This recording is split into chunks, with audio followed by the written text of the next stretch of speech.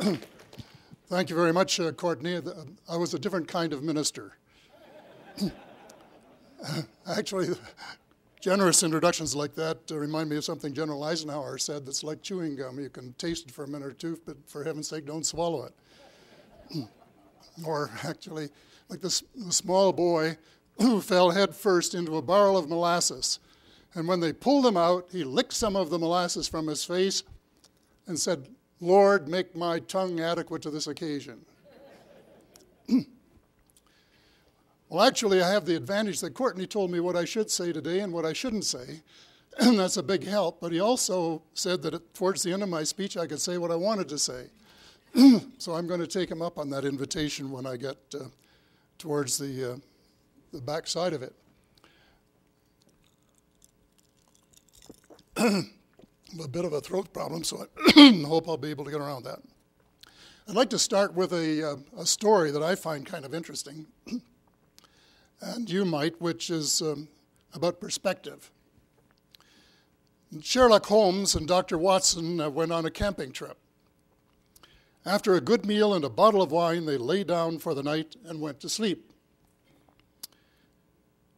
Some hours later, Holmes awoke and nudged his faithful friend. "Watson, look up in the sky and tell me what you see." Watson replied, "I see millions and millions of stars." "What does that tell you?" asked Holmes. Watson pondered for a minute and replied, "Astronomically, it tells me that there are millions of galaxies and potentially billions of planets. Astrologically, I observe that Saturn is in Leo. Horologically, I deduce that the time is approximately 3:15. Theologically, I can see that God is all-powerful and that we are small and insignificant. Meteorologically, I suspect that we will have a clear and sunny day tomorrow. What does it tell you, Holmes?" Holmes was silent for a minute, then spoke. "Watson, you idiot, somebody has stolen our tent."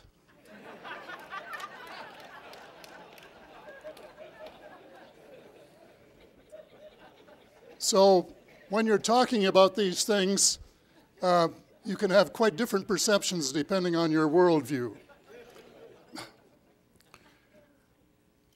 Well, as a result of the notoriety gained by the dubious distinction of being the first person of cabinet rank in the G8 group of countries to speak out and say that UFOs are real, no qualifications, they are as real as the airplanes flying over your head. I was able to meet some very interesting people that I certainly wouldn't have met otherwise. One was Edgar Mitchell, Apollo astronaut. He was coming to Toronto to make a speech, so he let it be known that he would be interested in meeting me, and so my wife, who was with me here today, was gallant enough to say, "Let's invite him for dinner." So we did. And he came with his escort, and we had 3 marvelous hours discussing his career as an astronaut, his epiphany, and his deep, deep concern now for the future of our planet. I had the honor of sharing a platform with him at an X conference in Washington in April of this year, and the introduction to his talk was quite intriguing. He asked us to take our minds back 100 years to the time when the Wright brothers were trying to get an airplane off the ground carrying a man.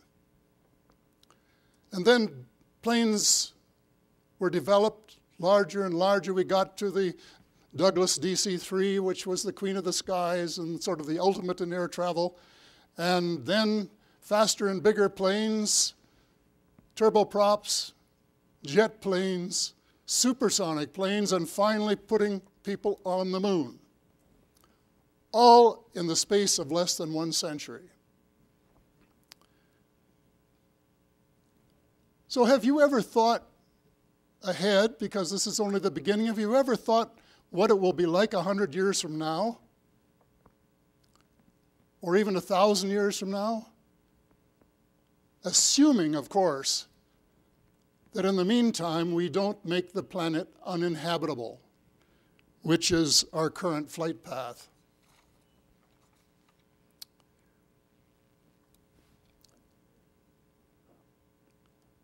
Reading Colonel Corso's book was a real eye-opener for me. I had, of course, received reports of UFO sightings when I was Minister of National Defense, and like most people in that position, about 80% of them were natural phenomena, and 15 or 20% were not, and just had written beside them, unexplained. But Corso's book was an eye-opener, and when it was confirmed by a retired United States Air Force general of my acquaintance as being every word is true, quote unquote, and more, and then spending some time with him discussing both some of the basics and the and more, I decided that I had to say something about it.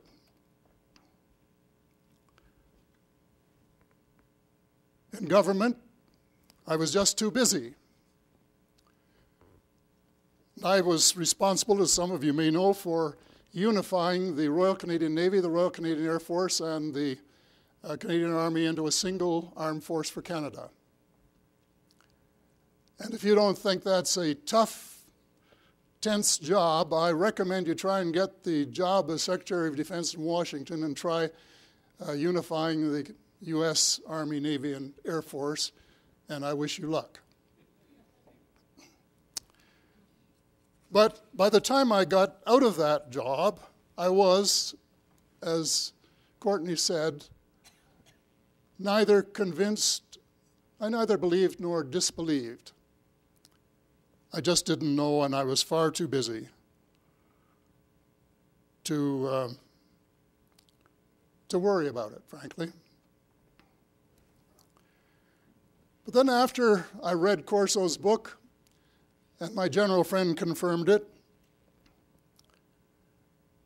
he confirmed a lot of things that are now widely known. And I'd like to read some of them. A UFO did crash at Roswell, New Mexico on or about July the 4th, 1947. There were humanoid creatures aboard when it crashed. Corso was not at the crash scene at the time and did not personally see the survivor that was carried into the Army Air Force infirmary that he writes about in his book. He did later, however, see one of the